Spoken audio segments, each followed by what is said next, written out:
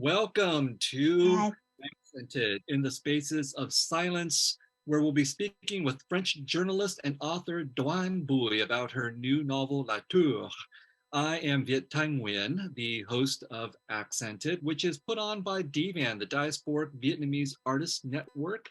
Here at DVAN, we believe that the stories and aesthetics of a thriving Vietnamese diaspora can unite our global community in its mission to celebrate and foster diasporic Vietnamese literary voices. As refugees, immigrants, survivors, and their descendants whose complex and diverse stories must be heard, DVAN aims to champion and pass these stories on to empower current and future generations. We started Accented Dialogues in Diaspora during the pandemic, and nearly 30 shows, and 2 years later, we've kept it going with the support of so many of you.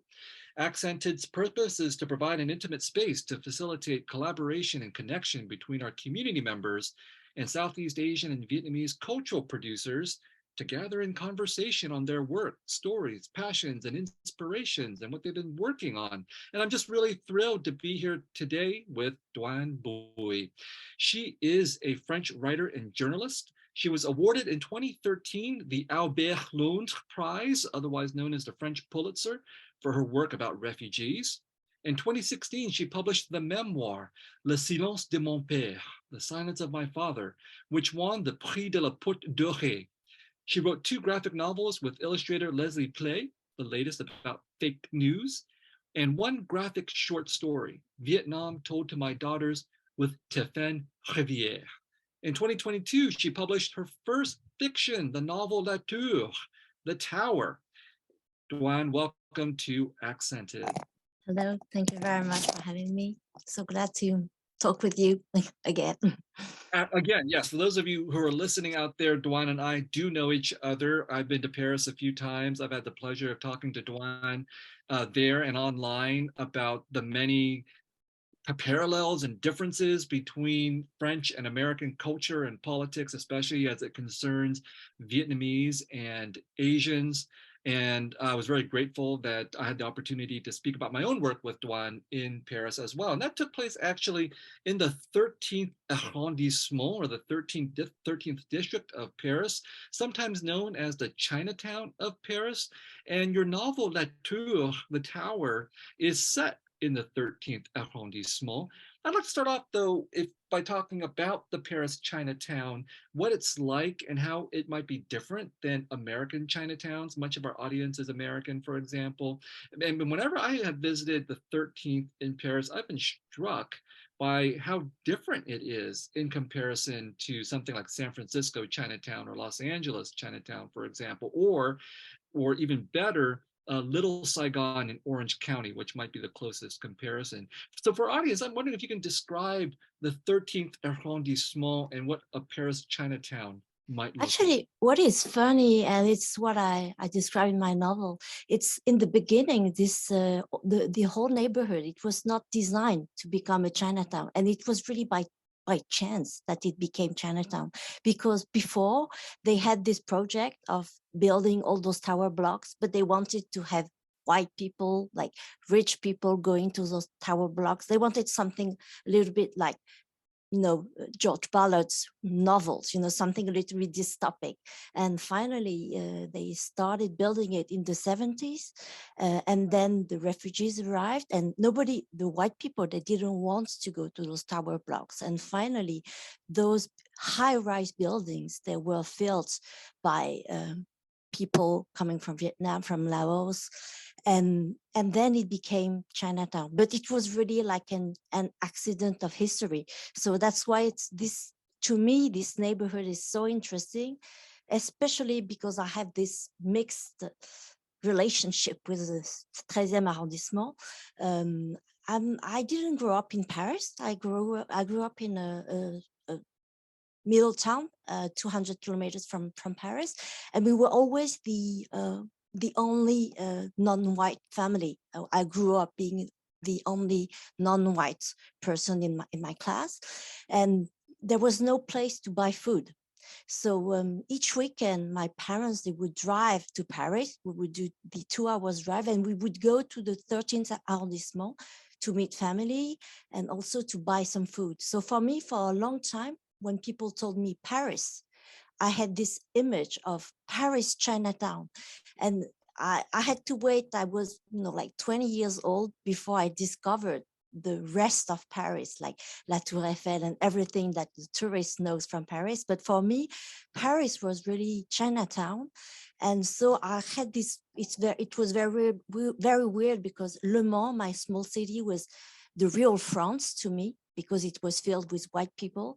And when I arrived to Paris and I saw so many Asian people, I was like, okay, Paris is Chinatown. So I had, this distortion in my mind, in my childhood, with this 13th arrondissement. And as I guess a lot of people from the diaspora, I wanted to become really French and become white, because I didn't have any model and all the books, all the films I was seeing. So I didn't want to. I guess I didn't want to be Asian. I wanted to be just white.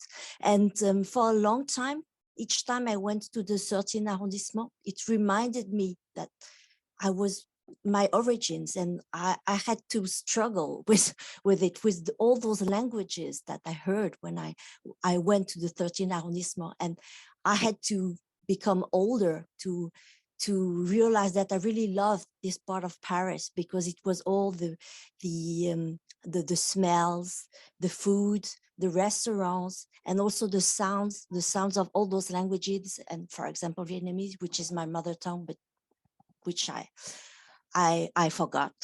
I forgot. I went to school. I was only speaking Vietnamese, but then I forgot my mother tongue.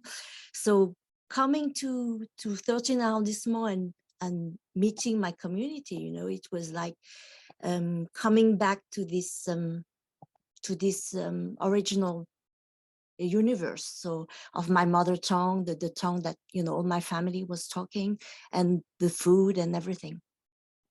Whenever I visit the 13th arrondissement, what's striking about me is that on the one hand, it's called Chinatown, and yet there aren't that many Asians in the 13th arrondissement, at least from an American perspective or my perspective, because when I go to San Francisco Chinatown or Los Angeles Chinatown, it's mostly Chinese people or Asians. And when I go to Little Saigon in Orange County, it's mostly Vietnamese people. But when I go to the 13th, it's actually diverse. I mean, there are certainly it's much more diverse than in the United States. You're right, but still, to a Parisian, to a French person or white person, when he will go to the 13th arrondissement, because of the restaurants, because of all the shops, he will have the feeling that it is Chinatown. Even if you're right, if you go right now in the tower blocks, and that's why I wanted to set my novel in those high-rise buildings. Finally, you have Asian people, but you also have a whole bunch of people who are coming from a lot of countries. So it's very diverse. And actually, my novel was an homage to Georges Perec, because he wrote, this book, Life, a User's Manual. And this book was set up in a traditional building, this building of the traditional Paris with 9-story building. And I was like, okay, but right now in 2022, what kind of story would he tell if this story was not in a 9-story building, but in a very modern high-rise building with all those elevators? Because I am deeply convinced that, the way we live, it really has the architectures, it really has an influence on how we live. And I wanted to tell the stories about the people on, on the high-rise building, but also people living on the underground parking. So the invisible people also. Invisible people. I find this very fascinating because here in the United States, at least, there's a certain fetishization of French culture, and especially Paris, the city of light, all the romantic stuff that takes place in the Latin Quarter, around the Eiffel Tower, and so on. I actually find those places the least interesting parts of Paris. For me, the interesting parts of Paris are where the invisible people are, the refugees, the immigrants, the diverse parts, what we would call the multicultural parts here in the United States. And if you visit the 13th arrondissement, what you see, and I just want to describe it a little bit for the non-French or non-Parisian people listening in, are these really tall towers that you're talking about. They're very, very striking. And you've decided to set your novel La Tour in one of these towers. And there's a wide cast of characters in your novel. A couple of them are Vietnamese or Asian, but many of them are not. So maybe you can describe to us some of the characters and personalities that appear, some of these invisible people that appear in La Tour, the tower. The invisible people, for example, in the underground parkings, there is one character that I really like. He's a guy. He's passionate from Proust, and he's from Senegal, and he lives on the underground parking, and he writes stories for other refugees that are waiting for their papers. Because to me, it was the right image for refugees. There is this figure of Odysseus. We call him Ulysse in French. And Ulysse, you know, he's Odysseus. He's the guy. He always wants to come back to Ithaca. He always wants to come back to his own land, but he has to make up stories everywhere, always. And he also has to change names. And it's the story of so many migrants. They have to change names. They have to change their stories sometimes because they have to build a new life. And my character, Virgile, he's building those stories. And finally, the migrant or the novelist, we are all telling stories because it's the only way we have to survive. When our parents, they went to another countries, they also had to write their own stories because they had to build the future. Sometimes building these new stories, it was like abandoning their whole past, abandoning their whole names. And sometimes it was what would be called lies or silence or stories, fiction, because finally the migrants and the refugees, I think they are the closest to what the writers are doing. They struggle and they try to write stories in their head to survive. If you are just tuning in, I'm Viet Thanh Nguyen, the host of Accented Dialogues in Diaspora. I'm speaking with the French novelist and journalist Doan Bui about her new novel, La Tour, The Tower. It's about life in a tall tower building in the 13th arrondissement of Paris, the so-called Chinatown of Paris. We've been discussing the cast of invisible people that the novel focuses on, that is the kinds of people that are not typically featured in our Western fantasies or American fantasies of Paris and the Eiffel Tower and the City of Light and so on. I want to talk about a couple of other characters that appear in your novel as well. Victor Jung and his wife Alice. There's a particularly interesting episode that features them as well. Can you talk about those two? Those are Vietnamese refugees, and Victor, he's called Victor because, like Victor Hugo, because he just loves French, but he speaks French with an accent, so everybody makes fun of him. And there is this episode where there are French benefactors who have helped them to find their place, and they go to have dinner with those very rich people. And those very rich people, they serve them raclette, and raclette, you know, it's like cheese which is melted. And then Alice, she's not able to eat this, so she has to throw it out. And to me, the fact that she's throwing out, you know, this French food, it's her way to show her rebellion, because she doesn't want to be a refugee. She doesn't want to ask for money from those people. It just happened because of history. And I wanted her not to be, you know, like this refugee victim, but also this character who rejects what is given to her.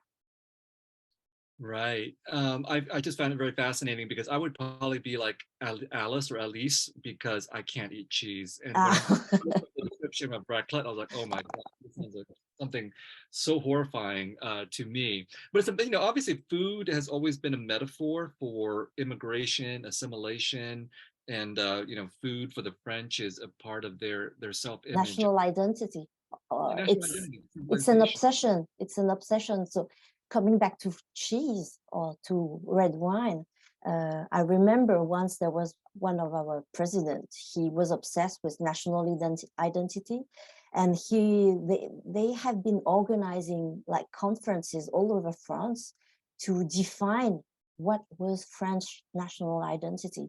And each time people would talk and say, yeah, French national identity is cheese or red wine. And I was like, okay, so if you don't eat cheese, maybe you should be expelled from your country because you're not French enough. So that's why this question of food, it's very linked to our identity. The fact, for example, that when I was young, I was obsessed with French food, the French food I saw in the books, for example, in La Comtesse de Ségur or in Balzac or in Zola. And I always wanted my mother to cook those stuff. And we used to eat Vietnamese food, obviously, but I was fascinated by French food because I guess I had the illusion that if I only ate French food, maybe I would become blonde and have blue eyes and be like all my comrades in my school, So I was reading a lot of books, but I was also, I had this fantasy of eating those books by the food that was described in those books. And so I just had to go to the supermarkets, so to our Walmarts, and I was like, even the crappy stuff in the Walmart, because it was French, it seems to me that it was, like paradise. But fortunately, right now I've changed and I've realized that the best was my the far of my mother, obviously. In the United States now, I think things like food like pho and banh mi are now becoming almost a part of the American mainstream, at least in the big cities where you find diversity, right? And maybe in the United States versus France, we're not as hung up on our food as the French seem to be. Like you're saying, the whole idea of the French gastronomy and French cuisine is so much a part of French national identity. It's very elite. Whereas in the United States, American food is not elite. It's like pizzas and hamburgers and hot dogs and things like this. So Americans seem open to absorbing all other kinds of food into American culture. Is that a good metaphor for the differences between how the French view their culture and how Americans view their culture in terms of? I guess it's pretty, there is something like that. Actually, France, it's not only for food, it's like for cinema, for fashion, for everything. We like to think that we are the best, that we are so refined, that we are so, it's something like this. And I think it's also why there is such a difference between France and the United States in the way they consider refugees and immigrants. In France, for a long time, being a good immigrant, you could be like giving up your names and having a French name, giving up your language and only speaking French. And for example, living in a community just with other Asian people would be seen as communautarisme, like you don't want to melt into La République Française. So I think it's something that I felt when I was young, maybe because I was in this city and there was not, actually I didn't know any other Asian people in my school. So maybe it was because of that. But there is this idea that the good migrant should not tell about he should keep silent and become a perfect French by the food and by the language and by everything. If you are just joining us now, I'm Viet Thanh Nguyen, the host of Accented Dialogues in Diaspora. I'm speaking to the French journalist and novelist Doan Bui, who is the author of the new novel La Tour, The Tower. We've been talking about the differences between French and American culture around issues of identity and food and multiculturalism and race and so on. And on this topic of food, I just want to interject here and say, we who are Vietnamese, we've been colonized by the French, and that's a very complicated question. But one of the ways that we were colonized is through food. So there are certain kinds of Vietnamese food, like the banh mi, the Vietnamese sandwich. We have appropriated the French baguette in making the Vietnamese sandwich, for example. And honestly, I've had French sandwiches in France, and I have to say the Vietnamese banh mi is so much better. I don't know how you feel about it. I don't know how the French feel about it, but I think in some ways, we who have been colonized have outdone our colonizer with certain things like the banh mi. I don't know anybody who would choose a French sandwich over a Vietnamese banh mi. If I were to say that in France, would that be considered offensive to the French? I guess so. Maybe you would be expelled and they would deny your visa or something like this. But actually, there is this urban legend in France. They say that the origin of the pho is the pot au feu, the French pot au feu. I really think it's a French urban legend. I'm not sure at all there is any link, but it's also a way to say, you see, the pho, the Vietnamese pho, it's a little bit French, and it's typically French to say that. Yeah. And I've had pot au feu, and it's not very good in comparison to pho. No way. It's just not. It's again, if that story is true, that the pot au feu, which is sort of like, for those of you who haven't had it, sort of like a beef stock soup, it's with a like stew. It's a stew, but there is not the flavors of the pho, so it's very, totally very different. bland. I mean, oh, come on, just have a bowl of pho. We have definitely outdone the French when it comes to that. Now, when I was in France in 2017, I just published my novel, The Sympathizer. It had been translated into French. I was talking to a lot of French journalists. Much of my work is about refugees and immigrants. And one of the things that the French journalists were stressing to me is that in France, to be a refugee was better than to be an immigrant. Because if you're an immigrant or a migrant, you've come to France or Europe for economic reasons and so on. Whereas if you're a refugee, you've come for political reasons. And the French were more welcoming, according to these journalists, when it came to refugees, because refugees were coming for valid reasons. The reason they were bringing it up with me is because I was describing how in the United States, refugees were very unwelcome at that time. And I said, okay, well, this is a difference between the way the French view things versus the Americans. But within a few years, the situation seemed to have changed in France, because I saw images of the French police in the Place de la République in the center of Paris beating the refugees who had been gathered there in a refugee camp. And it seemed that things had changed in a few years, that all of a sudden, from this idea that refugees were welcome in France, now there were too many refugees in Paris. I think it's just a question of words, and the journalists that told you that, they were like, I think, a little bit hypocritical with the real situation, because actually you're right about the two words. When people accept to have foreign people, for example, with what happened in Ukraine, those people are called refugees. For example, in 75, because the whole political class in France wanted to help both peoples, they were called refugees. And so there was, the whole population wanted to help refugees. And for another reason, when people, they don't want people escaping from war, they are exactly the same people, they are refugees coming from other countries, they will call them migrants. And it's what happened in 2015, when there was this big migrant crisis, as they called it, and I followed it as a journalist. There was all those Syrian people, they wanted to flee the war, so they were technically refugees because they were escaping the war.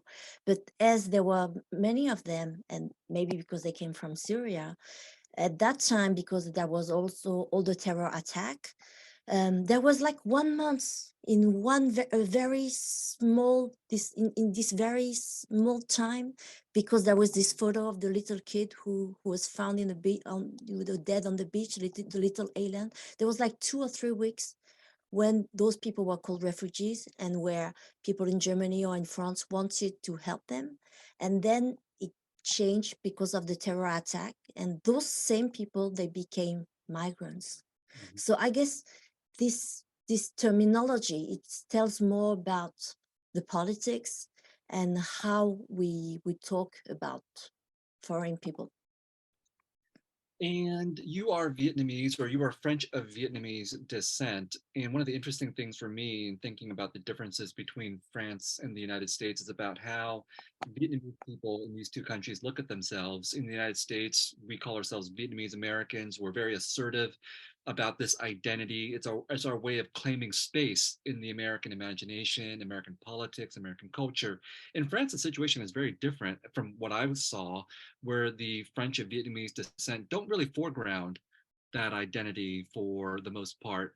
And also at the same time, from what I also think I saw, the French of Vietnamese descent occupy kind of a privileged place in French culture, at least in regard relative to other French people of Asian descent. Do you think that's true that in Mm, the tapestry I of don't French? think it's true anymore because the recent Vietnamese immigration, you know, all those people that were stuck into Calais and then they came back to Paris, they were not the same population as it's true that in 75 there was one part of the Vietnamese immigration that came from a more rich background in Vietnam, so it explains that afterwards the families, they, you know, the children, they worked good at school, etc., etc.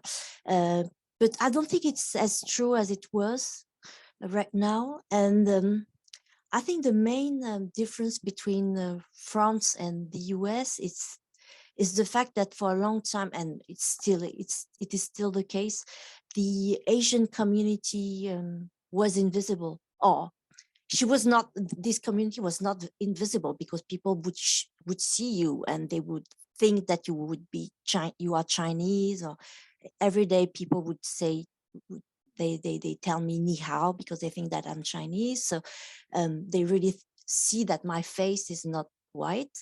But people don't talk about that because they, as I said, there is this feeling that you would be considered a bad migrant, not a good immigrant, if you tell too much about your background and you want to be French and French. So I think that's why the French Asian community is more, it's not as assertive as in the US, because I think there is always this fear of being accused of being communautaire, of communautarisme, which is, you know, the big word right now in France, and maybe, you know, deep down there is always this fear of being expelled from your country, even if I'm, you know, I'm French and I was born in France, but each time there was the election with Marine Le Pen, it's like I have this very old fear that I might be expelled from my own country. So I think it's something that a lot of people are sharing, you know, even if we have the right passport, but still. We have been speaking with the French novelist and journalist Doan Bui about French politics and French culture and French multiculturalism, if that's the right term to use, and about her new novel, La Tour, The Tower. And I'd like to end with listening to an excerpt of La Tour. We have a version of it, and let's listen to it now. And then afterwards, Doan will translate for us.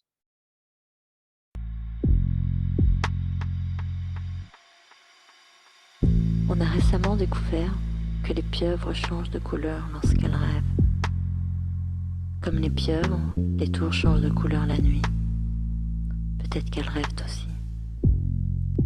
Il faudrait un biologiste urbain pour étudier les subtiles modifications qu'une tour connaît sous la lune. Scruter la façade et le damier lumineux des fenêtres. Le délicat dégradé de blanc, neutre, froid ou chaud pour les pièces éclairées aux ampoules LED.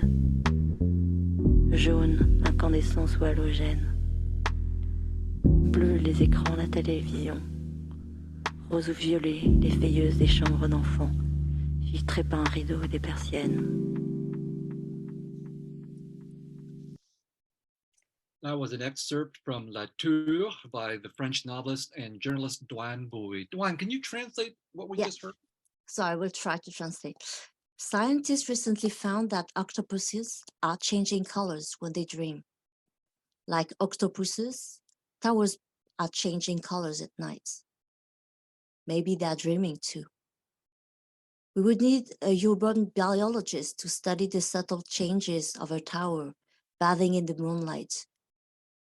We should observe the gigantic walls and the luminous checkerboard formed by the windows with its delicate color scale. white, neutral, cold or warm for the rooms lit with LED lamps, yellows, halogen light bulbs, blue, computer screens, televisions, pinks or purples, night lights in children's rooms, filtered by a curtain or blinds. Thank you so much for sharing that with us. This show, Accented Dialogues in Diaspora, is about the Vietnamese diaspora and about diasporic literature.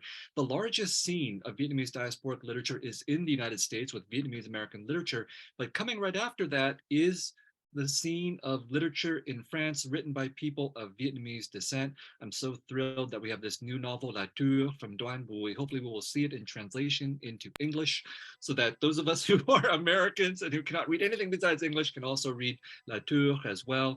Doan, it's always such a pleasure to talk to you in person and now here with Accented Dialogues in Diaspora. Thank you for joining us. Thank you so much. Thank you so much.